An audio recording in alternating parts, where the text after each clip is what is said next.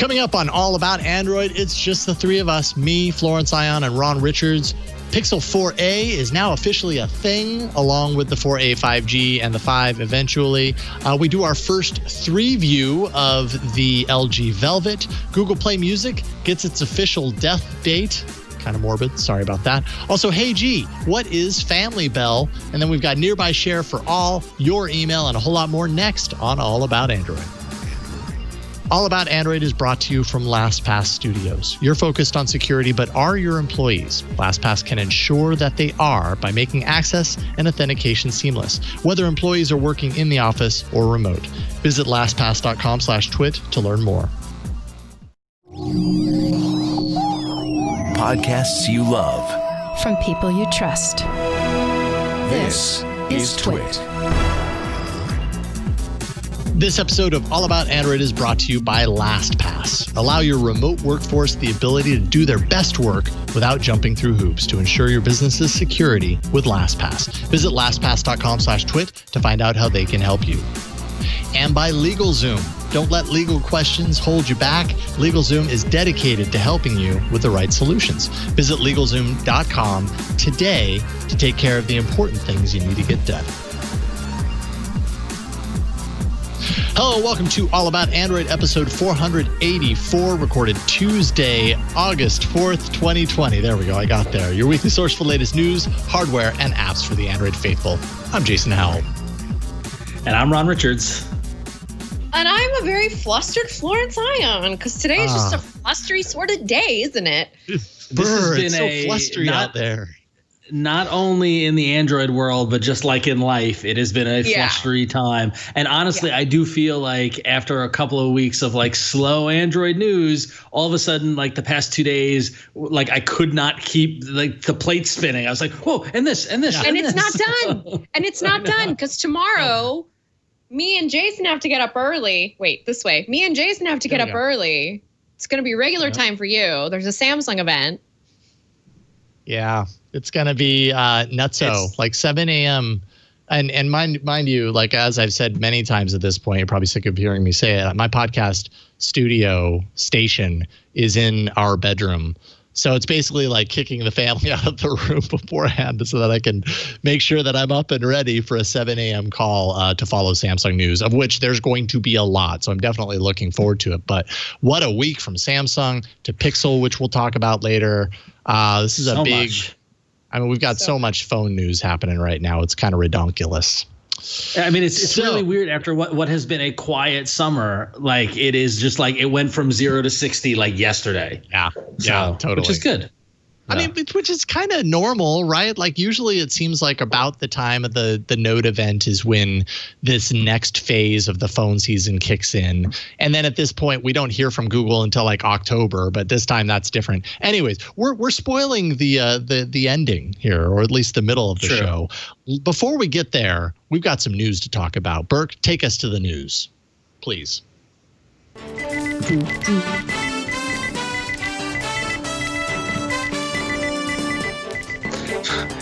On this type of week, Bert just doesn't even bother. I was just gonna say it fits in. You know what? It fits in with our mood. I don't blame him at all. I don't blame you at all, Burke. Let's get into the news. Like we said, it's been head spinning these past couple of days. We'll get to the Pixel stuff in the hardware block, so stay tuned. We haven't forgotten about that. But first up, one of the hotly anticipated things all summer in the world of Android. In fact, a couple of weeks ago when Dave Burke from from Google and Android was on the show, he teased that Nearby Share, the file sharing aspect of Android, would be rolling out soon, and soon is today. How about that? So basically, if you're familiar with iOS AirDrop, this is AirDrop for Android.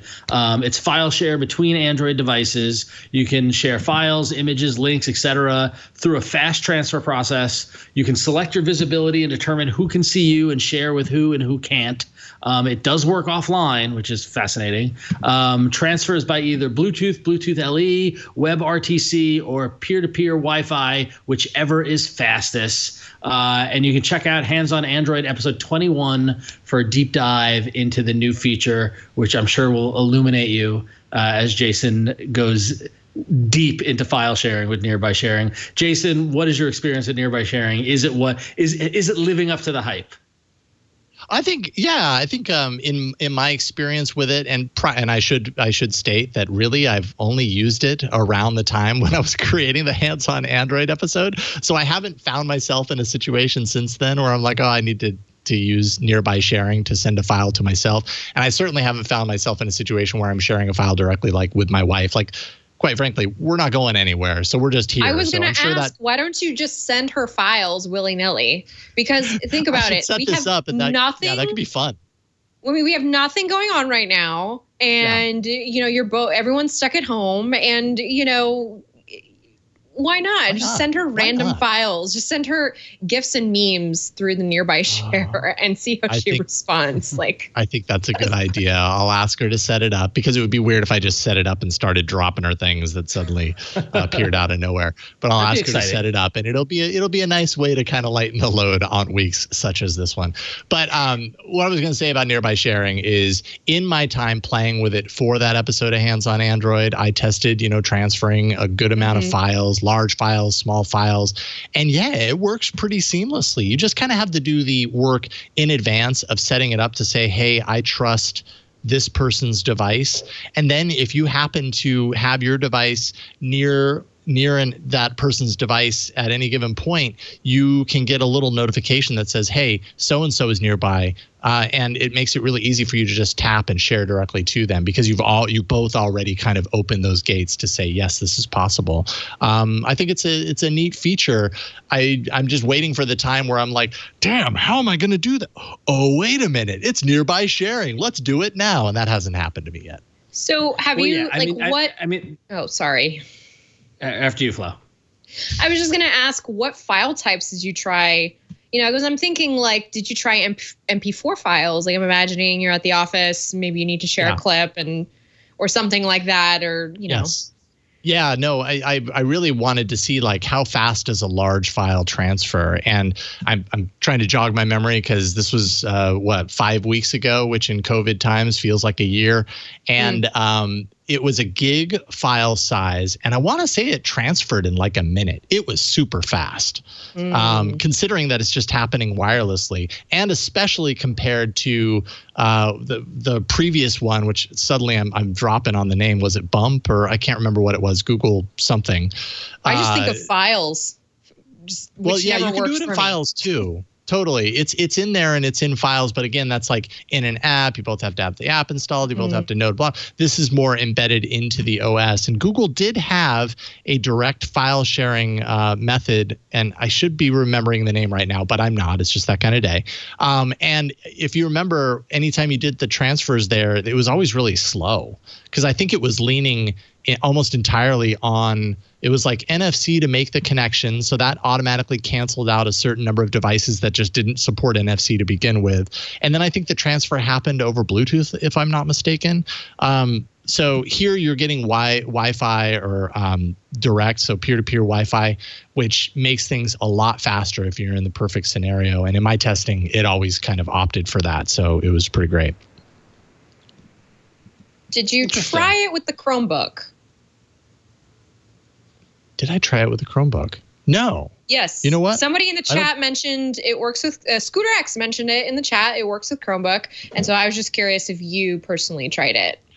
I don't believe that I tried it with a Chromebook. I'm not certain that I was aware to try it with a Chromebook, but that's actually pretty helpful now that I think about it, because sometimes that's the whole point of AirDrop between Mac and iOS. Exactly. Zapping over to a computer. And that's one of the real benefits of AirDrop. You're right. Yeah. Interesting. Well, so, I to your point about, not having it be the go-to kind of thing you do as of yet, I feel like everything is tainted by the world we live in now, but I find this sort of functionality happens so much more in an office environment or a convention environment, or I aside from the phone to computer thing that we just talked about, I don't find myself transferring files from phone to phone in the house. You know what I mean? I feel like this is a much more out and about in the world kind of thing. So yeah. The old one, by the way, was Beam. It was Android Beam, if you remember. That was the one that promised so much but rarely ever delivered, and I think people just kind of forgot about it. I think they deprecated it, officially deprecated it either last year or relatively recently, but ultimately to make room for Nearby, which by my account seems to be the right approach for how they're implementing it. So, yeah. So just an update on what we were mentioning. Android Beam was deprecated starting with Android 10 in January 2019. Okay, there you go. So, all right. Yep. Relatively recently. Sorry, guys. I was just going to add that apparently it's not ready for Chromebooks yet. I'm assuming that means natively. Is there like an Android app? There's an Android app that I could just use, right, to make this happen? Or it's built into the OS? No, this is built into the OS. So you're going to start getting, I think it's going to come via Play Services update. And you start to see it like it ends up in the quick settings. I don't know if it's going to end up in the quick settings by default once you update. I had to add it, but it was in there in the tool set. When you go to quick settings and you hit the little pencil button, and then you've got all the options that you haven't included there. It was down there hiding, and so I dragged that up. That's one way to get to it. Another one is in your share menu, but yeah, it's not explicitly an app that you install. I think that's how they're getting it far and wide, which is what they need to do for a feature like this, in my opinion. All right. So yeah.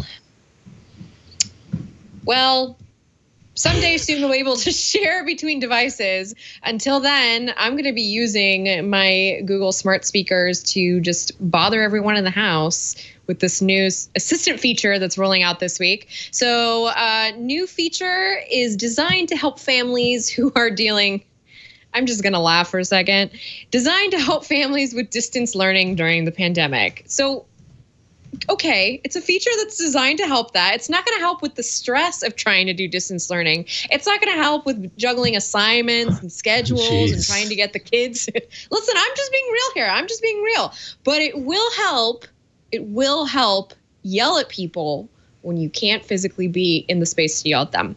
So this new feature is called Family Belle. And basically the way it works, you go, hey, G, create a Family Belle. And it's basically like a bell that you would hear at school to tell you to go to your next class sort of thing. So it's designed for smart speakers and smart displays with the controls available on Android. And the bell reminders can let you know if it's time for an online class, if you need to take a break, if you need to go into the kitchen and have a snack or lunch. Just kind of try and emulate a similar environment that you would in a structured school day, but without the peers and the pencils and the notebooks and the spit wads on the ceiling. And people making fun of you and the crushing defeat when you get something wrong in front of the whole class. Ooh, and the fear of standing up in front of a class to say, anyway. Google can't help you there. That was a lot. Once you set up this feature, by the way, very fun little thing you can do is say, hey, G, start the school day. And it will, of course, start the school day, as well as, hey, G, school is in session, which will basically tie it to smart lighting and a couple other little gadgets you have. It also plays a sound of kids ruffling through lockers. So the scene, where you're going from class to class. But again, I'm sure this doesn't include people kissing in the halls, which honestly starts in middle school. Okay, it is what it is. Say what age kids are you planning for? Listen, I'm scared suddenly. all the stuff that happens in the hallways, like people getting paper stuck to their back. That happened to me a couple times. Shocking. Yeah. I feel like this is that's very funny. That's right. It happened to me too. Dumping books, that sort of thing. I feel like this is definitely the sort of thing that is neat, cute, novelty that no one is going to use, and actually kind of rubs a little salt in the wound of anybody who's doing homeschooling or distance learning or anything, or Hence how I introduced it, just because I know that, on Twitter every day, it's like, this is hard. It is. It's really hard. I mean, we are already in the midst of distance learning for the fall semester because our kids go to year-round school, so they started 2.5, almost 3 weeks ago at this point. And yeah, I mean, things are way different this time around because the schools have had a lot more time to really focus on what they need to prepare, what the students need, create structure. There's a lot more FaceTime with teachers than there was when suddenly everybody was thrown into it and they were caught flat-footed. So on one hand, I agree with you guys. I think the last couple of parts, like time to start the school day and you hear sound effects of lockers rattling and stuff, like I kind of feel like, okay, that's just kind of lame. I don't know how helpful that's going to be. I am authentically interested in the family Belle, and I'm actually doing an episode of Hands on Android this week on reminders. It was before this news came out, but it was inspired specifically because in the midst of all this craziness, we've got 4 heavy schedules happening concurrently in the same house. How do we possibly manage it and make sure we aren't missing things? And for me, it has to be reminders. So if Family Belle is a way to kind of set up these reminders in a way that's a little bit easier than some of the things that I have been doing, then I'm all for it. The problem that I see is that with our kids' distance learning, every day is a little different. It's not always like, oh, and at 2 o'clock they start math class, and at 11 o'clock they do this. Probably the only consistent thing is, 12 o'clock is lunchtime, and there's there's a nice long break there for them to do lunch. There's a little bit of structure on a day of the week perspective, but the Monday is very different from the Tuesday, which is very different from the Wednesday. But all the Mondays are similar. So I don't know if Family Belle is going to help with that, but I am actually authentically curious in setting this up because, like, if the last 2 weeks have proven anything, it's that we need a system to remind us because it's very easy to end up overlooking a certain thing. And, this is school. Like, we don't want them showing up 10 minutes late to a 20-minute Zoom call. It would also be really cool, though, to be able to just like pipe in a Google Calendar, like a specific, calendar. And let's say I would use this maybe for my freelance life. Sometimes I kind of lose track of time. Sometimes, I have meetings and things like that. And they're all on my calendar, but I'm not always looking at my calendar. So wouldn't it be great to have an actual assistant kind of being like, hey, kind of take over that secretary role, so to speak, kind of like helping me out, make sure that I'm moving along. Yeah. It's just Flo, another. You have a meeting at 3. You have a meeting at 3, Flo. Yeah, exactly. Or it could be like on Tuesdays, half an hour before I have to start like my get ready time. I would have my little alert go on, say, "Don't forget, you need to go get ready in 20 minutes," and they would be like, "Oh, okay, I need to finish up what I'm doing," kind of thing. So.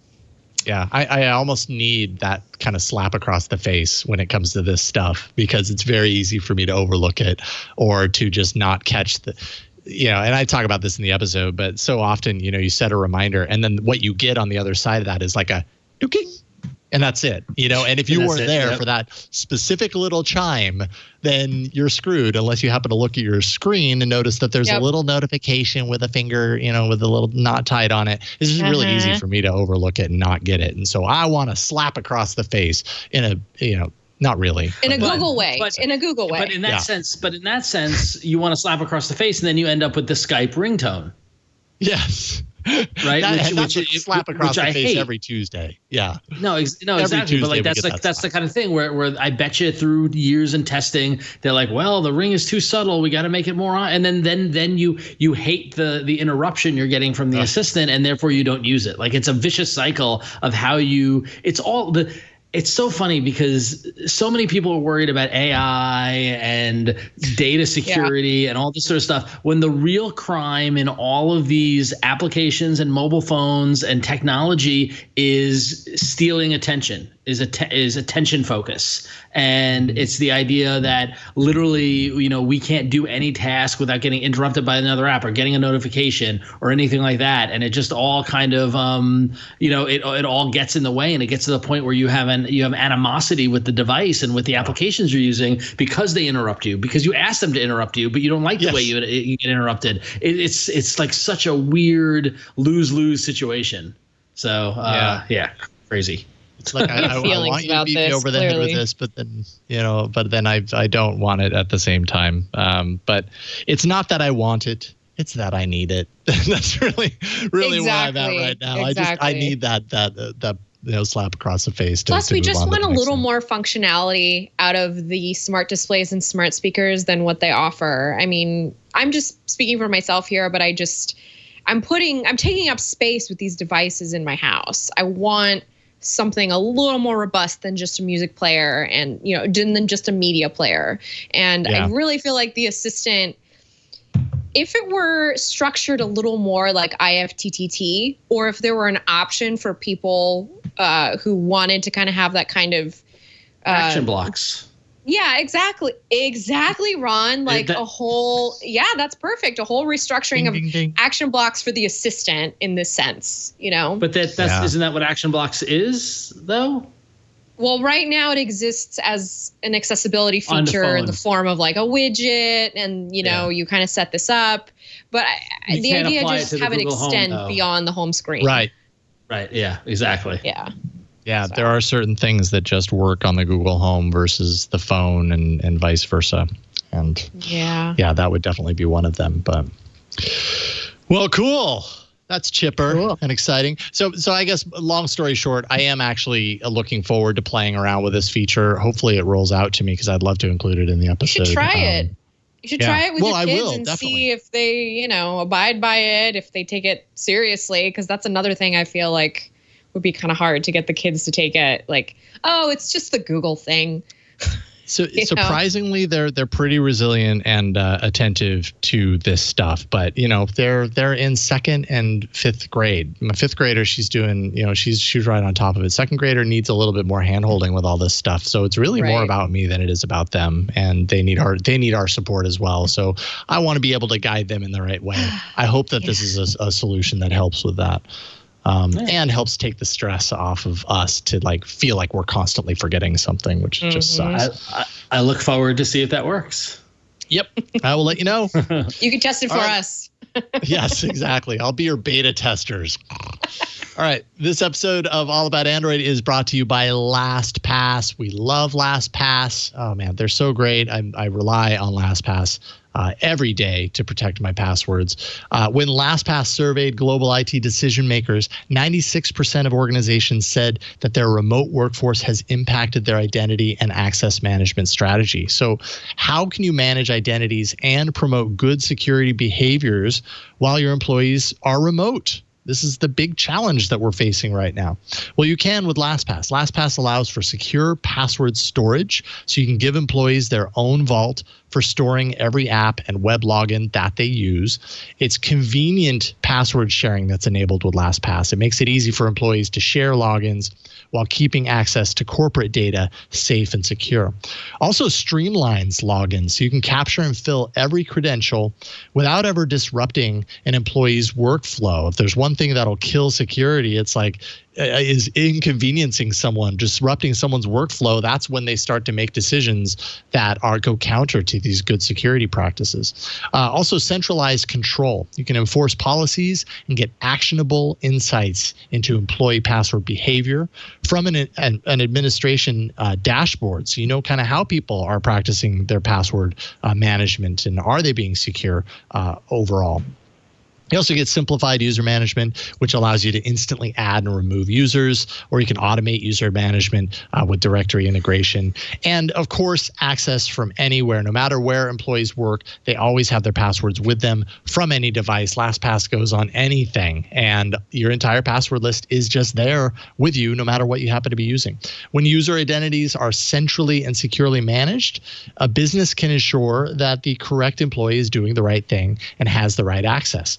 They're going to work more efficiently when they can access the data and the resources that they need easily. And LastPass's IAM solutions help businesses improve the employee experience, and then, of course, safeguard from cyber threats. I've been using LastPass for years. We use LastPass at TWiT. We rely on LastPass and love it. It's just so easy. It is like I set up a lot of phones and I use a lot of phones for my job. LastPass is one of, if not the first app that I install, because it's critical to everything else on my device.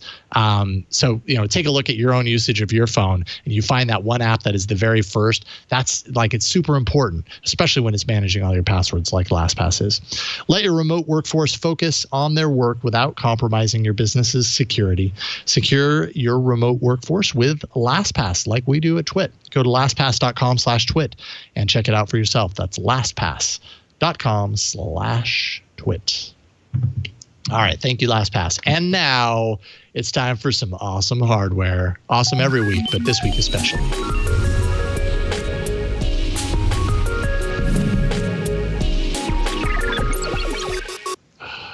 All right. So as we mentioned at the top of the show, the Google Pixel news finally dropped yesterday. It's pretty exciting. Boom. In fact, Burke, our own Burke, was the one who alerted me to it.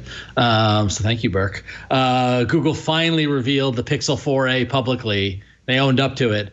And they went ahead and acknowledged the Pixel 4a 5G and the Pixel 5, because why not? Just go to town. So the Pixel 4a reviews are nearly universally positive on the device. It's nice to see that. In fact, one of fine members of the All About Android listening community, as I pull it up here on Twitter, Portlab, said to me on Twitter, "Is it me, or is the new Pixel 4a a modern version of your beloved Nexus 5?" And I said, "It sure seems like it. It sure does." It's currently priced at $350. You can pre-order now, and it's available August 20th. Google puts the blame or the justification on the pandemic, which we all understand and expected. So that's why we kind of been lingering with when it was going to be announced. There is one single size storage and color option, so you're limited in your options to just the one. You got a 5.81-inch 1080p OLED display with the hole punch camera, 6 gig of RAM, 128 gig storage, a 3,140 milliamp battery, running the Snapdragon 730G. It's got a 12.2 megapixel rear camera with OIS and EIS, and a 1.7 f1.7 aperture. I never say that right. I'm sorry. But 1.7 aperture on the camera. It's got an 8 megapixel front-facing camera and no 5G support. So that's important to note, because they also announced the Pixel 4a 5G as well as the Pixel 5, which is also 5G. So the Pixel 4a 5G and the Pixel 5, lots of numbers here. They're coming sometime this fall. The 4a 5G will cost $499, but it might also have a larger 5.8-inch OLED display and a second camera on the back. So you're going to see a slightly more expensive model of the 4a to get the 5G, but you're going to get a little more bang for your buck with that extra $150. So, Flo, Jason, Pixel 4a is a reality. Are you pleased? Are you annoyed? Do you like it? Do you like what you see? Flo looks skeptical.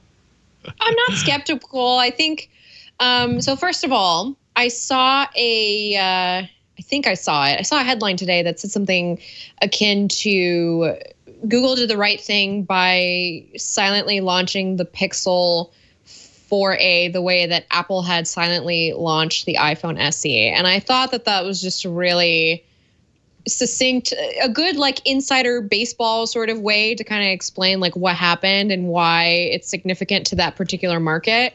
And I'm excited because now I can finally point people to this phone, because I think a lot of people were waiting for this phone solely as, we've got to get a new budget phone in from Google. We can't just, it's the status quo, so to speak.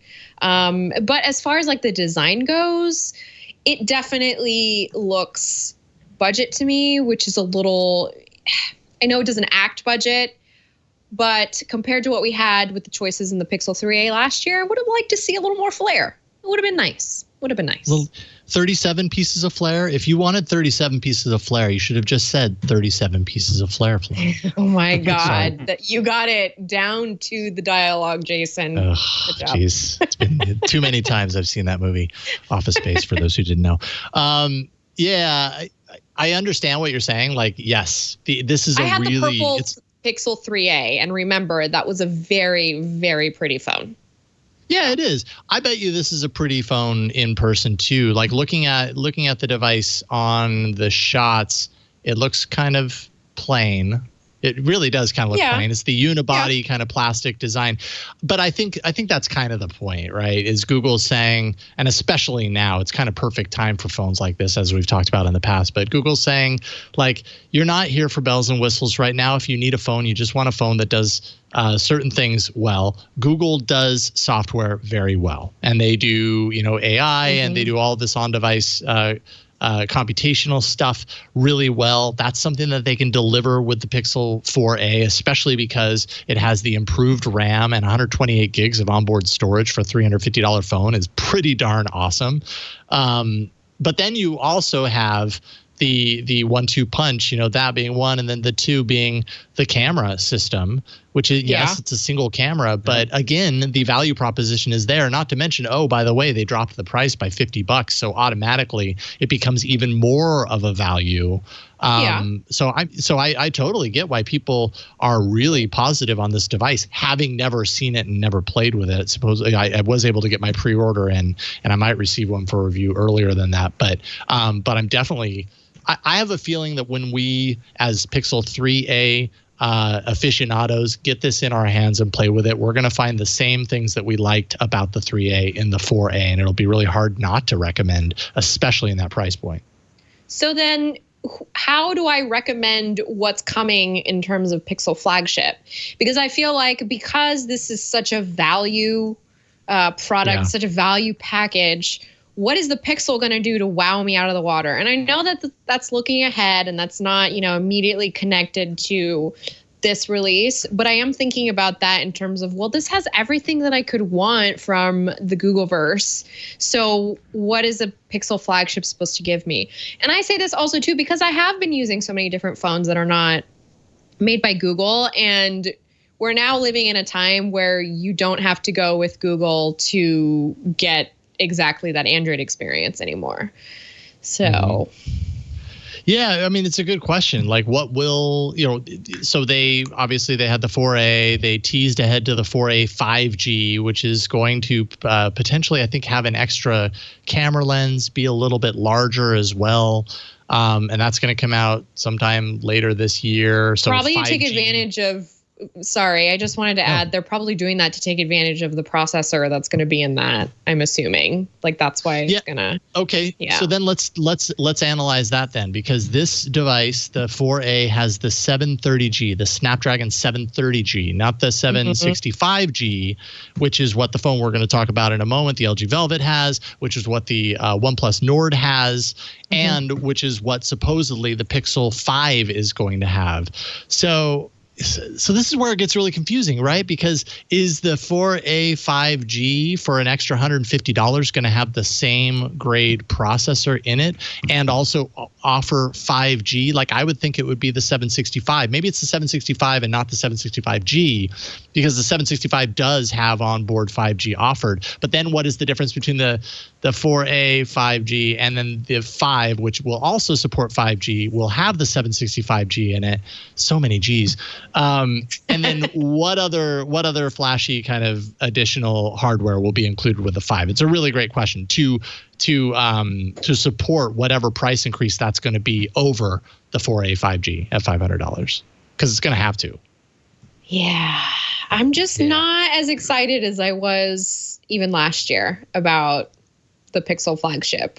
I'm happy with what Google's got going with the A series, but as far as the flagship goes, I really want to be wowed out of the water, and I just don't know if I don't know. I don't know if they can. I don't know if they can at this point. That's the problem, Flo. Like, that's the I don't know if what is it going to take to wow you out of the water at this point? You know what I mean? Like, we're getting to a point of so much ubiquity amongst what's under the hood of these phones and what they can do. we're almost after, like we're going through these peaks and valleys, right? And we went through that time period a few years ago where every phone was the same. They were all looking the same. It was feeling very bland. And then we just had a recent kind of stretch of like some innovations and some changes and some different paradigms and some different approaches and mid-range phones and all this sort of stuff. But now I feel like we're almost at the verge of the moment where every phone just feels the same again. Mm-hmm. Right. So I don't know what the thing that will take to wow any of us would be. So you have a counter though. Well, I was going to say, related to kind of the next device that we're going to be bringing into the ring here, design. Design is kind of the place now where the OEMs can differentiate themselves. Design, ergonomics, usability, and software. Software. And I don't just mean the camera software, although I see a lot of magic happening with that too. So I don't know, but I would, this is the drama that I'm like paying attention to. So I don't, think of the actual drama. I guess I'm looking forward to whatever show is down the road. I don't know. I want to see it. Yeah, I do think it's interesting that Google is kind of getting, once again, going a different approach with their upcoming, air quotes, flagship release months in advance, saying, oh yeah, it exists. Here's some information, instead of like playing the hiding game, which they're just not very good at. And also with this like environment of leaks that we have, like you just got to get ahead of it now, like that, like Google has shown a willingness to get ahead of it as opposed to letting other people write their narrative, which I appreciate. Yep. Yeah. All right. So why don't we talk about this other device, the LG Velvet? So this is one of the first times on this show where the three of us have basically received a review device on the same device at basically the same time. So we're like, why don't we do like a 3-view of the LG Velvet? So that's what we're here to do. And there's no easy way to do this and not have it end up being like super duper long, right? Because we each have thoughts and opinions, and there is a lot of ground to cover, but we've also have talked about the LG Velvet on the show in the past. So we were talking about just kind of like breaking it down into 3 areas and kind of sharing a little bit of our thoughts in each area and then giving it a score and then averaging the score, because why the heck not? I mean, it's different. Let's just go with it and see what happens. So I don't know, who wants to go first? Do we want to start with kind of the design and the feel of the device? Yes. Because that seems like an obvious place to start. Yes. Flo, you were the first person to say yes, so go first.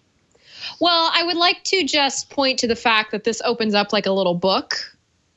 Well, some might say you're looking at it with the dual screen case. Yes, I am. So you do have to purchase the dual screen case for an extra $100, but it's a little different this time around. It's a tiny bit thinner. It's a little more sleek. It's also got like this open-ended spot right here for the buttons on the right side. It's got kind of this slightly revamped window here. And one very little cool thing is the always-on display. Let's see if I can get it to... Aha, I don't know if you guys can see that, but you can upload your own little like picture. And so I put a little Sailor Moon GIF, which is kind of neato. I really was having fun with that. I really had fun just kind of going in and trying to find an aesthetic for it, because that's kind of the first thing I do when I get a phone. And I'm really feeling the silver sheen of this. And it feels like, I might upset some people by saying this, but it really kind of feels like an older Samsung phone I've put my hands on before, just in terms of like the thinness, how big it is, how much hand space it takes up. It feels like a Note, a Samsung Note. It really does. I completely agree. I'm happy that you said that, because I had that down in my notes too. It's definitely has a feel in a couple of areas, and we'll talk about it in performance as well. Well, sorry. This is firmly in the design camp. From a hardware design perspective, I do feel like it kind of feels like a Samsung phone as well, kind of like maybe a couple of generations older Samsung device, which is not a knock at all. Like, I think if there's one really strong quality about the LG Velvet, it is the design of the device. Which it's really well designed. Although you can see picks up a lot of fingerprints, but which phone doesn't with a glass back? So I was just about to say that, like, I am very impressed by the design and the feel of it. When I first got it, and I actually handed it to my wife, and she was like, "Oh, that's light," and she's like, "Does it even have a battery?" And so we went into the specs, and actually comparing it to my OnePlus 7 Pro, the OnePlus 7 Pro feels like a brick compared to this. It's so light, it feels nice, but that silver glass back, the combination of the glass plus the silver backing makes, almost accentuates the fingerprints, and the assumption is that you get a case. Like in the little kit that we got the dual screen case, but we also got kind of a fashion case that goes around it with a little holder. And so if you are throwing a case on, you won't really care about it. But if you're someone like me who doesn't like cases, you got a smudgy device. So I gotta knock it for that. Like, that's my only knock, but all the phones are going to get that. But everything else, I like the placement of the buttons. I like the feel of the buttons. I like that they are physical buttons that tap in and you feel the click when you do it. And it's a long phone. We talked about this when we first got it. I mean, this is, comparing this right now on the video to my OnePlus 7 Pro, you can see I've got even a case on my OnePlus 7 Pro, and you can see how much higher it is than that, which I already thought the OnePlus 7 Pro was a long phone as it was. This aspect ratio is enormous. But given what you can do with it, and especially if you have the dual screen case for gaming or for media consumption or productivity, it becomes a very versatile device. So so I like it. I like the design and feel of it. I give it definitely a good score. So we should probably explain what we're doing. So we're going to be scoring everything on a 1 to 5 rating, 1 being the lowest, 5 being the best, and then we'll tally it up and give it a total score. So who is going to be tallying amongst us? I'll do the tallying. How's that? Okay. So Jason, design and feel, what score do you give it? I give it a 4, I'd say. Maybe would have scored it a little bit higher, except one thing that I didn't mention is I just don't like the LG skin. And I feel like that's kind of part of the design and feel, is kind of the interaction with the skin. And I feel like it's really heavy handed. When I talked about other ways that it reminded me of Samsung, it reminds me of kind of like older school Samsung that I just never cared for. It's always reminding you of things. Oh, by the way, did you know that you can do this? It's just like, shut up. I just want to use my phone. Yeah. I do agree with you there, Jason. That's a very good point. All right, so Flo, what do you give it? 1 through 5? I would also give it a 4. I agree with Jason about the UI. It's just I'm disappointed that it's such a chore to get. First of all, it's such a chore to set up the phone.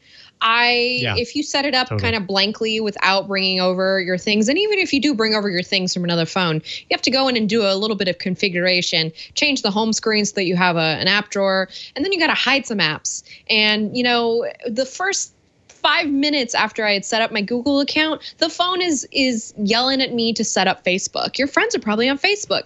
Guess what, buddy? I left Facebook like almost 3 years ago. What are you doing? Leave me alone. I don't like that.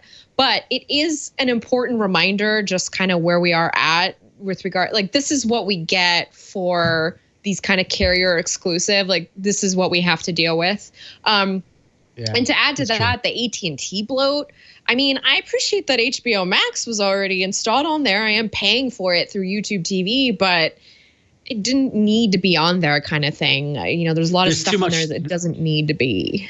Well, there's too much bloat, but I chalk that up to the AT&T. The phone I got was in partnership with AT&T, and there's a lot of like, I joke because the DC Universe app is on there because DC is owned by AT&T now, because AT&T owns Warner Brothers. Same reason why HBO Max is on there. So it's kind of back. It falls in the same carrier bloatware category that I got away from going to OnePlus that I forgot exists, and it's just as bad on Verizon. So bloat is a thing.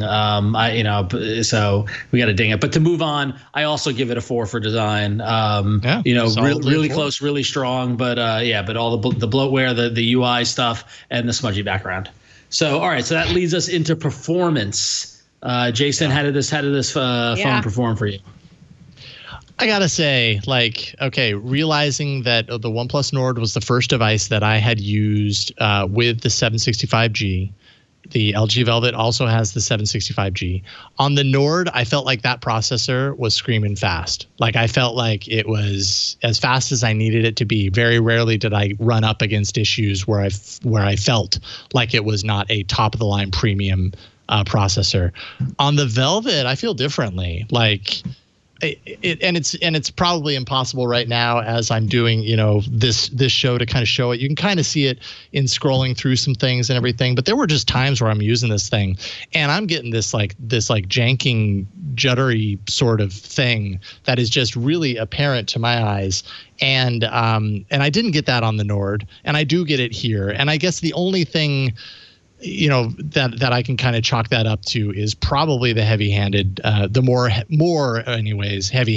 LG skin approach. There's just so much customization going on here that I think maybe it handles the processor. Oh, I gotta apparently plug in my camera. There's just more for the processor to manage. That's my guess, but I wasn't too happy with that, so I gave it a 3. I would also echo your sentiments that I did find it, and it's funny because we talk about the bloatware and the stuff in there. So there's like a Game of Thrones game in there and Final Fantasy and like all this sort of stuff. So I was tinkering around with it, and as I was popping from app to app, and I play a little bit of the game and then pop over to Pluto TV and watch a little video and then pop over to a browser and do stuff. The more I used it, the more I saw it kind of dragging its feet a little bit. And I chalked it up to doing things that were, kind of heavy on the data connection and heavy on the processor stuff and that sort of thing. But then, as I continued to use it, I would see that kind of jittering that you mentioned, Jason, and that sort of thing. So it really kind of bugged me in that regard. But that said, I did not find it unusable. So I would go a little higher and give it a 4. So. I think I might have to agree with Ron there, because I didn't get time with this phone to really put it through its paces, but I did use it kind of for some things that I usually use a phone for, which is kind of going through.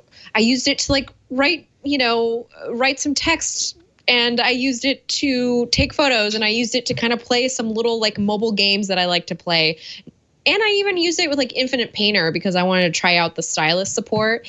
And those things, they worked in the app when it was running very smoothly, but it definitely, compared to the V60 ThinkQ, there was a little bit of just this slight noticeable delay, if that makes sense. The kind of thing that you feel with a mid-range phone. And it was especially apparent with the notifications because it would ping and then the notification would come in. If that makes sense. It was it wasn't this instantaneous sort of feature. So I'm going to stick with the 4 as well, because I think it's fine for an average user, but maybe power users aren't going to really find what they want here. So. All right. Okay. So moving on to the camera. We're going to tabulate at the end. Sorry. Yeah, we're going to tabulate at the end. Yeah, I'm keeping track of this. And also to give a little background, you can go to all the blogs and sites that we talk about here, and we often have a lot of writers from come on the show. They put it through the paces. They do all those crazy benchmarks and all this sort of stuff. I don't have time for that, and I also don't care about that stuff. I just, so when we were talking about what matters to us, it's, we said it's the design and feel of the phone, how is using it, performance, and then the last category, which is the camera. And so looking at the camera, I feel I had mixed results with the camera. I love the crazy wide, large aspect range. You can set the camera to do 4:3, 16:9, 1:1, or full, which takes the full aspect ratio. I took all of my photos in full because I think that's crazy and awesome. And it also offers 4:3 at 48 megapixel. And there's a bunch of different options within the camera, similar to how the Google camera offers, where there's a portrait mode and and of course you can take video and all that sort of stuff. I took some. Here, if you're watching the video, Burke is showing some of the photos that I took in my on my patio and in the apartment with it. I thought that it picked up light really well. I thought it picked up colors. I took some of my kids' toys pictures to see how colors would pop and tried to do some, kind of focus, out of focus kind of effects and all that sort of stuff. But in looking at it, I just felt the pictures were just lacking a little bit. And I don't know if that's my inability to actually be a good photographer or not. But even under the portrait mode, there was a bunch of different kind of novelty modes that I played with. There's 3D photo effect and cartoon background and sketch background. I did the 3D photo effect, and I found like the little 3D motion, there was all this digital noise on the photo. And there was a lot of artifacts and things like that were happening. And as I zoomed in and looked closer, I saw that was happening on more and more photos. So I did have mixed results with the camera personally. Flo, did you have similar results or? Yeah, the thing about LG phones, or at least the last batch that have come out, is that the photos are just like good enough. But when you try and do anything specialized, like a portrait mode, you start to really understand that there's so much work that goes into the camera app to kind of get the desired effect that you would on like a Google Pixel, right? This is not shooting photos akin to what I have seen of the Pixel 4a, but it's good enough. There's fun stuff on it. I had uploaded a little video that I'd taken of my always on display, by the way, just because I'm very pleased with the Sailor Moon logo. But as far as like photos go, they're fine for social media. They're fine for like general archiving, but it's not, it's not the best camera that you have as the camera in your pocket kind of phone, if that makes sense. Yeah. Yep. Jason, how did your experience go? Well, so this is weird. I'll do my review through the camera app. I agree. Cameras are okay, right? Like the primary camera, I would say it was good enough for. I like how you put it, Flo. Like pretty good for social media, let's say. If you're going to really be, getting in there and analyzing the pixels and everything, it's probably not the right camera system for you. The primary camera is okay. The wide is a bit fuzzy when you do pictures with the wide angle. The camera interface, again, like I think this goes back to kind of LG's approach, just not really working for me. But there's just certain things about it. I find it that in some ways it's similar to what I'm used to on the Pixel, but then in other ways I would have to tap a couple of times just to get things to register. And I'm not a huge fan of some of these other portrait mode things. I don't know. It was rather unimpressive, especially because it's really hard to compare in this price range. And this is actually more expensive than the 4A or the 3A. And, from that, it's $599 for this phone. And still the camera system is nowhere near what you get out of the lesser expensive 3A and 4A. So it's fine. But I don't know, if I had to give it a number, it'd be a 3. It might even be a 2.5, but I'll give it a 3. I'll go ahead. My score was a 3 as well. Flo, where do you come out number-wise? Yeah, same thing. 3. All Just right. squarely in the 3. Much better than LG used to do, though. Okay. So I will say, and then I'll throw it to Flo before we wrap up, and I got to tabulate these numbers. I did put it in the dual screen case, and first I showed my wife, and the little display popped up, and she went, "Whoa!" And then I showed her the dual screen, and it literally blew her mind, and basically, and I showed her all the different ways it can work, and the gamepad and all that sort of stuff, and she's like, "Well, that's basically like a laptop." And I was, so that then spurred a discussion about how we use phones and what is the use case for this phone. But Flo, what you went deeper with the dual screen kind of aspect of it. What more can you tell us about that? Well, what I really like about the dual screen is it brings me what I really want, which is the Surface Duo. I've been eagerly awaiting this device to come out, and so this idea right here, just like the thinness of the phone coupled with the way that I had mentioned they had redone this dual screen. It's not as thick as it was with the V60 ThinQ. I thought that was a little too dense. This is a little lighter to it, and it feels like, it really feels. You guys remember those Casio digital diaries they had back in the day? Oh yeah, I had one.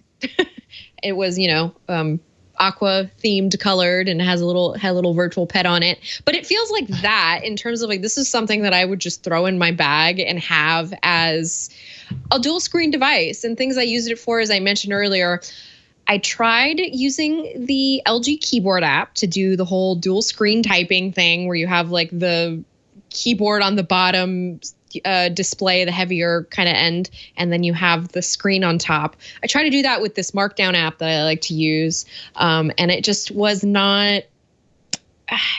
working out the way that it would on one of those Casios back in the day with physical QWERTY keyboard.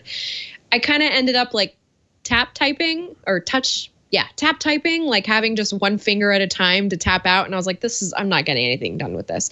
But if I wanted to, I could just flip it backwards, have it stand up like this. So the way I have it for those listening to the audio is it's the flip case bends backwards so that you can actually kind of prop it up. And what I would do is I would just pair it with a wireless keyboard and get work done that way. But it's still missing some things that I think would really help make use of that dual screen. It's got the same little widget as the V60 ThinQ, which you tap and then it gives you a couple like different modes that you can use, which is great. You have Google Apps that you can use with the dual screen, kind of have it expand. I did that with Chrome, which is great. There's a couple other browsers in the Play Store that do this.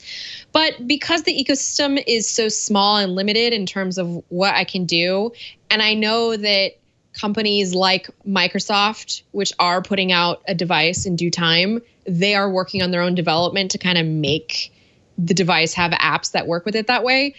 It's hard to see the true value of a dual screen outside of, well, this is neat. So that's just kind of where it is. It's like, I still think it's super neat.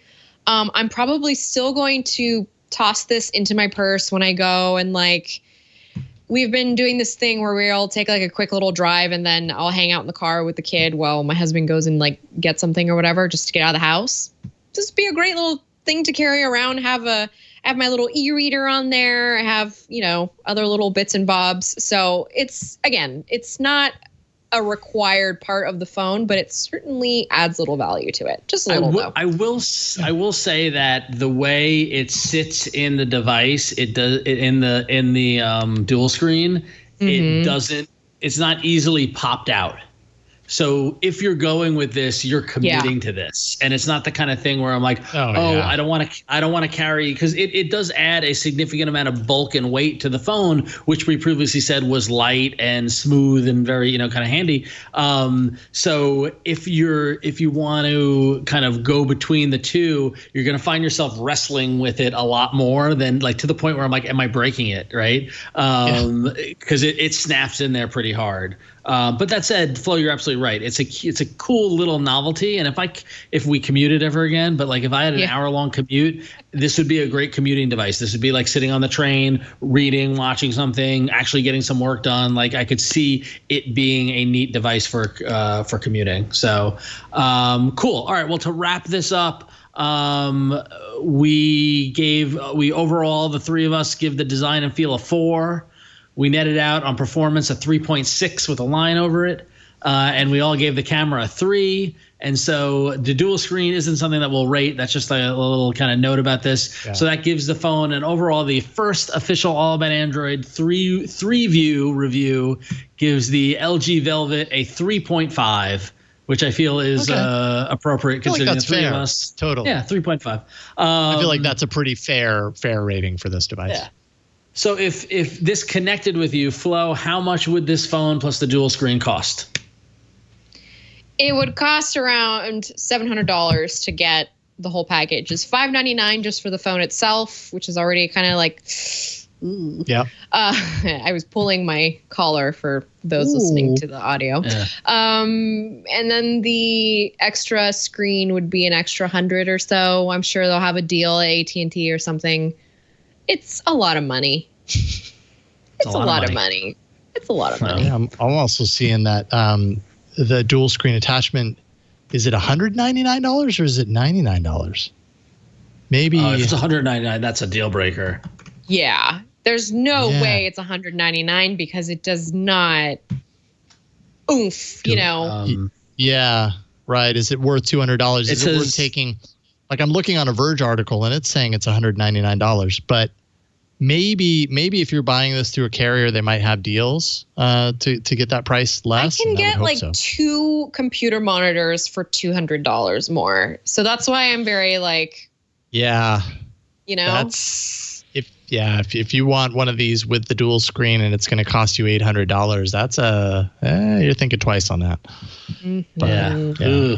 Interesting. That's not good. All right, but for the device itself, 3.5 is what we came up with, right? And I think that's super fair. Yeah, I think that's fair. I think LG is onto something with this dual screen situation. But I really feel like if they want to make any sort of moves in the Android sphere, if they want to be kind of regarded the way they were mere years ago, they really need to focus on that interface, focus on buttoning down that camera hardware. I think one of their biggest things was always to have that raw mode and the manual mode, and that is kind of, you know, awesome for people to tinker with. I feel like just focusing on that and making the dual screen a little more of a permanent part, make it feel like more of a permanent part of the phone, would kind of really help down the line. So yeah. There you go. I hope you've enjoyed our 3-view of the LG Velvet. Who knows? Maybe we can do this for every single phone ever released, ever. I mean, that would be super. It would be fun because we never get to do this. It's always one of us talk. Totally. If the manufacturers and the carriers want to send us those phones, I'm happy to look at anything. Listen, I will give an open invitation to any manufacturer. I will review any phone you send me. So there you go. It worked for OnePlus. It can work for you too. So that's right. All right, so let's pause and let's thank our last sponsor of the evening. This episode of All About Android is brought to you by LegalZoom, and it's a whole new world out there. We're all faced with new challenges, and if you need legal help to overcome some of your challenges, that's where LegalZoom fits in. Maybe you've been wondering about the best way to protect your family, or maybe you're thinking about starting a business, but you don't know the best way to do it. Don't let legal questions hold you back. LegalZoom has been dedicated to helping you with the right solutions for more than 19 years. If you're looking to protect your family with a will or living trust, or you're thinking about the right way to start a business with a DBA, LLC, nonprofit, or more, LegalZoom's got you covered. It's easy to get started online. If you need guidance, their network of attorneys can provide advice to ensure you make the right choices. And since LegalZoom isn't a law firm, you won't have to leave your home and you won't get charged by the hour. And I've talked about it on previous episodes of the show. I've got my own small businesses that I've started going all the way back to college when I didn't know anything at all. And I got to say, over 20 years of doing business, I'm still learning what is right and wrong and what the right way to do things. And I learn every time I talk, I get some legal advice or I go deeper into a topic that I didn't know about previously. And LegalZoom is exactly the kind of resource you have to continue that learning, to make sure you're building your business, to make sure you're protecting your family, you're dotting all your I's and crossing your T's and making sure everything is done correctly to help you down the road. It's such an easy investment to make. So visit LegalZoom.com today to take care of some important things you need to get done. That's LegalZoom.com. LegalZoom, where life meets legal. All right. Thank you, LegalZoom. And now it's time for some app news, of which we have some things to talk about here. Let's do it.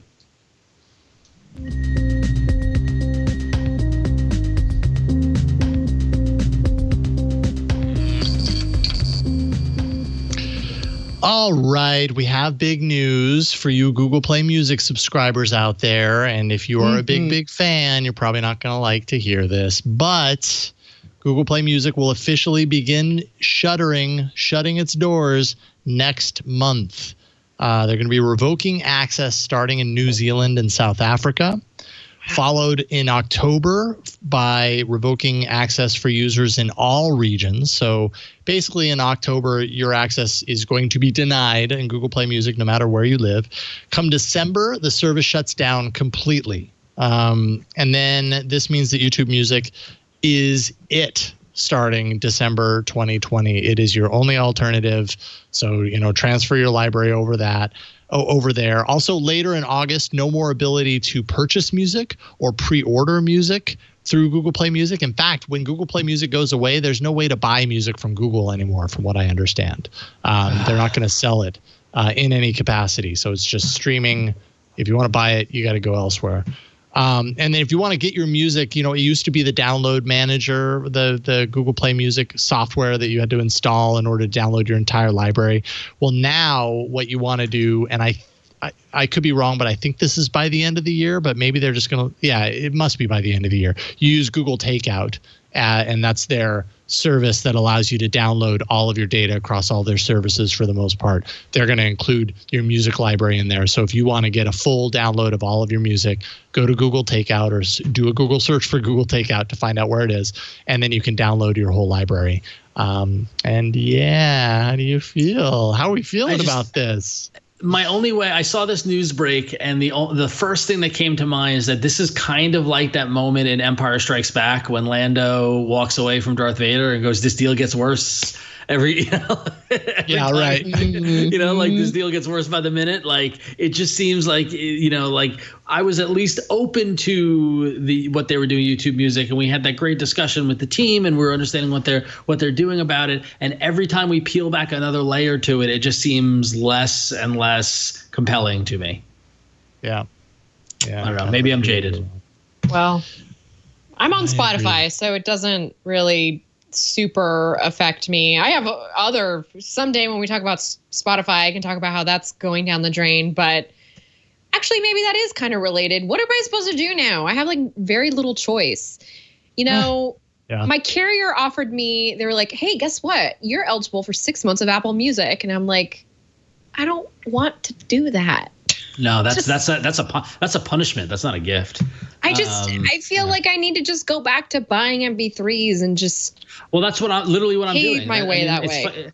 It's funny because like also I've got like I have the email that I have associated with my Google Play Music account is just filling with those emails telling me to finish transferring my library and to shut down my subscription. That whole problem that we had where I said I'm not touching it at all because I don't want anything to break. So I'm gonna have to deal with that at some point, untangle that web. But like I was listening to, there's a new record by two of the guys from Fugazi, a band called Koriki, and like I'm just gonna buy the vinyl and get the digital download, and like that's what I'm gonna do from now on. I'm gonna go to Bandcamp, or I'm gonna buy the physical record and get the digital download that way, and support artists more directly. And the whole streaming thing does not help the artists themselves, so it's just helping the companies. So I don't know. That's a whole nother discussion in my mind. But yeah. So okay, well, real quick, this app story I thought was interesting, just because in this time of staying at home, and there was a lot of people looking for ways to enjoy media together while not being together. I know Netflix has a watch party kind of or a watch together kind of solution for it. We talked about Movies Anywhere when it came out a couple of years ago, and it's an interesting app that collects all of the movies you've purchased from any provider, whether it's Amazon or Google Play or Apple or whatever, and puts them all into one umbrella under the Movies Anywhere app so you can stream them and do things like that. They just launched a watch together feature that I thought was really interesting. It allows for synchronized movie watching online. A Movies Anywhere account is required even for your guests. You can have up to 3 simultaneously if one person owns the film, and the movie must be lent through the Screen Pass feature in order for that to work. Up to 9 people can watch simultaneously, given that they all own the movie, and playback is controlled by the host, and guests can react with emoji. And it just seems like a fun way to, like, if you all own the movie and you all have it in your library, you can all watch it together. I know that we tend to stream movies more often than we purchase them now, and through streaming services and things like that. But if you own DVDs, you own that movie, and you can register it through Movies Anywhere and get the digital copy from it. That's something that I think people don't realize. All you need to do is scan the cover or type in the code, or most movies come with the Movies Anywhere code now if you're buying Blu-rays or DVDs or things like that. So you probably have a lot more movies that you can get digitally than you're aware of. And this is a fun way to watch them remotely with your friends. So I don't know. I thought it was neat. I just wanted to share. So yeah, that is neat. I like it. Yeah. It makes me realize, like, I know that there is such a thing with Netflix. There's Netflix Party, which is kind of a third-party Chrome extension that allows you to kind of do this with Netflix content. Seeing Movies Anywhere kind of embrace this idea makes me wonder why Netflix hasn't done this. If everybody's on Netflix, it's just authenticated with your account. Have they done this explicitly, like through the Netflix app? Yeah, they like watch with your friends. Not through the Netflix app. It's just the Netflix Party, which is Netflix, isn't it? Like that's not. Oh, it is. Okay. I just assumed that was yeah. like a third-party thing. No. I think they would get shut down. I'm pretty sure that Netflix Party is from Netflix. I think. I could be wrong. Okay. No, you might be right. Yeah, that makes sense. Maybe I don't know. Team at Netflix Party. Yeah, I'm not really quite sure. I just kind of assumed it was support us on Patreon. So maybe it's not. I thought it was. I don't think it's That's Netflix. Crazy. I think it's a third. You know that Netflix needs a lot of Patreons. Yeah, I know. Can you please help us out? We're Netflix. We need your help. Back us on Patreon, please. Rent in Los Gatos is really high. I totally assumed that Netflix Party was just Netflix. That's crazy because I saw so much support of it. Wow. Yeah. I totally got duped there. I'll be the first one to say that I got duped there. That's crazy. So it's interesting to me that Netflix hasn't embraced that because especially right now, these kind of things are really kind of, I don't know. I feel like they're very appealing to a certain degree. Also, like I was thinking about this, like we're not going to the movie theaters very much, but people love the movie theater experience. And I realize VR is not like a huge deal right now, but a shared movie theater VR experience would be the right time for someone to do that. And I'm sure it exists already. So I'm sure I'll wait for the emails of like, oh yeah, you can do that. But I mean, things like this that enable kind of these shared experiences in ways that we are thirsting for. We're craving it right now. We don't really have as easy or accessible, a capability of enjoying them. I think they're great. So I love this feature. I think it's great on Movies Anywhere to make this easy and to kind of embrace it. Yeah, it's the idea of going to a friend's house to watch a movie back in the day. Yeah. I do have a comment that I think the reason maybe Netflix doesn't do that is because of the way they do their metrics. So I'm assuming they want more views, individual views on that content, and I'm thinking that they would have to build some sort of infrastructure to make that. And so what exists, the reason they're in support of Netflix Party is because everybody has to watch it from their account, at the same time. And I think, so that gets I think that's what Movies Anywhere is doing. It's the host controls the playback, and I think that Actually, as I speak this, I'm realizing I probably don't know for certain, but that was my assumption, is that everybody is kind of playing their own instance of the video. It's just the host has the controls for everybody. So they'd still get the play count. Anyways, who the heck knows how they do that? But I feel like they should look into it. They should do that. They should look into it, especially because last week, after you guys mentioned Charles Grodin, how much Ron doesn't like him, I ended up renting Beethoven and watching it. Oh no! So thanks, guys. Would have been really great if you were with me to watch this fun family movie. Which, fun fact, Roger Ebert did not like as much as he liked Free Willy. Oh, okay. Good to know. You really liked Free Willy. My decision. You went deep into that. I did. Guys, I'm in quarantine. What do you think I'm doing? I'm just Wikipediaing everything. Like that's you're not technically in quarantine. I do take umbrage with the way that word's been thrown around these past few months. I know, but it's very SEO driven, okay? So I'm saying quarantine because that's what gets the hits. I know, but I just take umbrage with it. I'm old. Hello. Flo, why don't you tell us about some file manager apps? I would love to. So I actually just recently did a little story for a little site called Android Police. It's a little roundup of file browsers, file managers, file browsers, whatever you want to call them. And I thought I would bring one of the choices, one of the picks, and kind of showcase it to y'all because I know that this is something that you're probably thinking, Flo, why would I want a file browser? My phone already has one. And it's true that a lot of manufacturers now, they bundle, if you have a Pixel, you have whatever Google's file browser is. If you have a OnePlus device, you have Google and OnePlus's file browser on there, but there are so many in the Play Store that are really worth looking at just because they bundle in more features. Maybe they have an interface that you would rather use. Today, I wanted to spotlight just like a quick little light app, not something super feature heavy, called Simple File Manager Pro. Now you do have to pay for it. It's $1.19, but I'm very in support of supporting your devs. So you can spot that. That's like half a cup of coffee there. And the reason this app is so just like worth telling you about is just that it's an incredibly light app, it's only 2.4 megabytes, which is like insane when you think about it. So it will work really well on any like low end device, or it would just work well if you decide that you don't like what your manufacturer bundled with your phone, and maybe you just want another app that doesn't take up a lot of room. Some of the kind of like the key features to think about this is that it only works with localized files. So not really the kind of thing to use if you've got a lot of cloud accounts, but it does help you kind of navigate root files if your phone is rooted. Lets you navigate SD cards, if you want to plug that in via USB, as well as any other USB files. So if you do end up kind of plugging in like a hard drive or something of the sort. There's also a password protection feature, which I really like, and that will kind of let you hide something kind of behind an extra little security wall. Maybe there's some sensitive, for instance, and maybe I shouldn't mention this, but I'm going to. I keep a copy of my driver's license on my phone because sometimes I need that number. And then, just in case something happens, I have it on me. It also has a little light file editor. So if there's, maybe some text you need to go in and fix up before you turn it in, you can do that. You can also print from it. Although I know Google Cloud Print is kind of on the outs right now, and you kind of basically have to find an app that works with the printer you have, but that's beside the point. This app is only 2.4 megabytes, and that's really why I wanted to bring it and kind of show it off, because it's super light, and why not?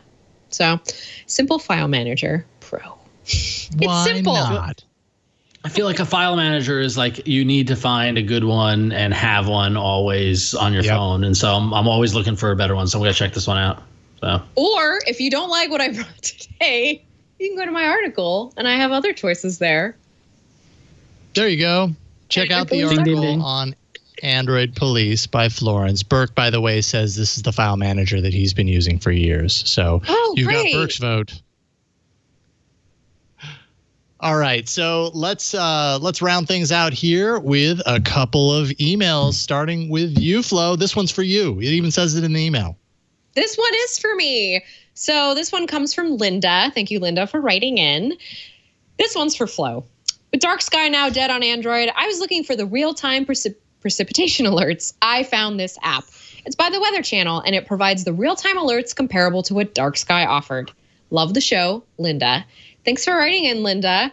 I admittedly kind of buffed out weather apps, Weather Channel, because it just over the years, there's so many other different varieties that came through, so many other different like APIs, and it's good to know that Weather Channel is still doing its thing after all this time. I mean, I will tell you, Weather Channel is my go-to for real-time radar and precipitation tracking. In fact, I used it today with the big storm that hit the East Coast as we were tracking where the storm was coming. And I was on the Weather Channel website. I wasn't using the app, but I was on the website and saw that Weather Channel right up there at the top, the Weather Channel, an IBM business.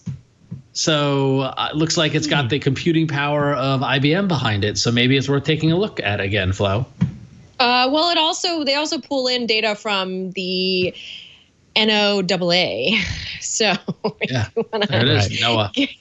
NOAA, if you want to get your information straight from the source. This is great. I really have been learning a lot about kind of differences in climates and the bubble that I sort of live in, because I tweeted about opening windows in the summer, and I didn't realize that that's not really a thing you can do in really humid, like tropical climates. I don't know why I never thought of that, but it's totally it's my California bubble showing. I'll reverse it. When I moved from New York to California, when I was looking at an apartment, I asked if they, what the HVAC system was like. And the person just laughed at me, and they're like, if you get hot, open the window. If you get cold, close the window.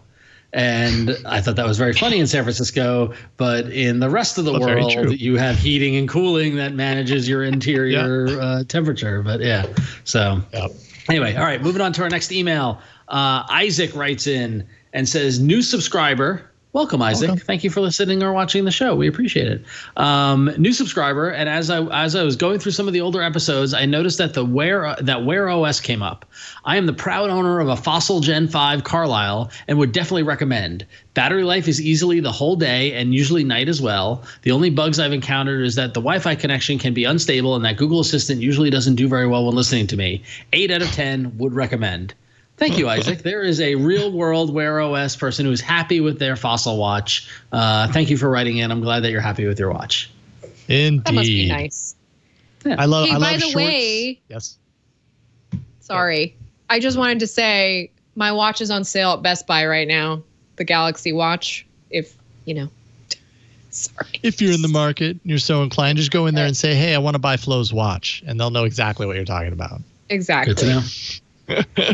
Good to know. Thank you for writing in, Isaac. I love it when we get emails from people reviewing devices that they love, and when they're a little shorter, because sometimes we get these and they're super long. There's just not a whole lot we can do with those. So thank you, Isaac. Welcome to the Android faithful. All right, and now it's time for the email of the week. I didn't realize this happened, so thank you, Tom, for writing in. He says, please take a look at what happened to the default Android weather app. I've been using this for years, and something just changed. He's gone. The frog. Gone. The default weather app is not even a real app any longer. Please try to find out what the heck Google is doing in its weather app. And I actually have... Oh, my gosh. You He's get gone. it, Tom. And so if you go up to the weather widget on the Pixel device, usually you get this like full screen thing with weather with the frog and everything. No, you don't get it anymore. You just get What this. happened to the frog? Wow. I don't know. What happened to the Google But weather frog? There's no I'm frog Googling there it. anymore. And I'm sad. So this is Not okay. Oh my God, this is not okay at all. Yeah. We need to find out anyways. about this. We need to get to the bottom of that. How did I not notice? I missed that frog. I love that frog. I mean, there's a Reddit post that says Google is A/B testing this. I don't know how informed this person is on Reddit as far as that is concerned, whether it's an A/B test or whether it's just everybody is switched over. But it sounds like we've all switched over to the no frog, no app version. They switched you over while you were transferring your music from Google Play to YouTube Music. That's what happened. Oh, they just slid that right in there. Mm-hmm. Dang you, Google. Why you got to go like that? The frog went bye-bye. Not cool. Thank you, Tom, for letting us know something that was horribly depressing, but nonetheless, the email of the week. Or no thanks to you, Tom. You just ruined my day. You still get the horns, so there you go. You still get the horns, yeah. Thank you. And thank you to Bert for knowing to play the horns right there. Those horns. All right, we've reached the end of the episode. Went a little bit long today, but that's what happens when we review devices. We hope you'll understand. Flo, what's new in your world? What do you want people to know? Well, I actually recently uploaded a whole new interface at my website. So that happened. You can go to florenceion.com, which it says here on my Casio. What is this? This is my Casio Pet Action My Super Magic Diary JD 6600. That is amazing. I love it. It is amazing. I used to have this one in 7th grade, but somebody took it from me. They stole it from me. So a couple of years on eBay, I bought myself one again. And it has a little pet, and he's really hungry. He wants a little. I don't know if you could see it in the camera, but he wants a little something to eat. He's in front of his food bowl. So I need to go feed him now. But before I go feed him, you can go to florenceion.com and check out my new super simplistic website. I just wanted something simple and kind of nostalgic, and that's what I did. I found an hour and I did it. Thank you, WordPress. That's the beauty of web design right now. You can change it in an hour. Oh yeah, I like the change. I like it. Thank you. Thank you, WordPress, and all of your themes. Yes, there you go. And thank you, Flo. Always fun doing a show with you. Would not be the same without you. Same goes to you, Ron. What's new with you? Well, if you go to twitter.com/RonXO, you can see I just tweeted at Google and at Android, where did the frog go for the weather app on Android? So I'm getting to the bottom of this. Yeah. I'm on the case. Nice. So be sure to follow me at RonXO on Twitter to find out what crazy twists and turns this story will take. That's all I got. So. We'll be waiting with bated breath to find out what happens there. Big thanks to Burke at the studio for playing the horns and pushing the buttons and doing all the things behind the scene to make this show happen. Also, Victor, who would be at the studio if this pandemic wasn't happening. Although, no, sorry, it's quarantine that you have issues with, not pandemic. Yes, quarantine. Pandemic is fine. You're staying at home due to the pandemic. If you're in quarantine, it means that you are ill and other people cannot go near you. Okay, yeah, you're right. All right, fine. What if you're emotionally quarantined? Yeah. Well, that's a flow problem. That's a different story. That is a flow problem. It is. Anyways, thank you, Victor, for doing all the work behind the scenes and Burke in the studio. Don't forget, tomorrow morning, at the time of this recording anyways, tomorrow morning, very early, 7 a.m. Pacific, 10 a.m. Eastern, Samsung has their Unpacked event. Leo Laporte and I will be live streaming coverage of this. So if you're up bright and early tomorrow, Wednesday, August 5th at 7 a.m. Pacific, you can watch us doing live streaming coverage of the show that Samsung has in store. And there's going to be a lot of hardware that we're going to talk about next week on this show. So join us tomorrow. Why don't you? twit.tv/live. Also, AAA shirts can be found for sale at twit.tv/store. Go there. You can find all sorts of fun Twit swag. But, the stuff that really matters to this show, it's all about Android. It's all about Android. And you can find masks there, which, by the way, don't forget to wear a mask. It saves lives when you do that. And we appreciate that you do, as humanity appreciates that you do that. That's it for this week. Find the show on the web at twit.tv/AAA. We record every Tuesday, and it's published late in the evening on Tuesdays, so you can find it there. And that's about all we have. Thank you so much for watching. We'll see you next week on All About Android. Bye, everybody.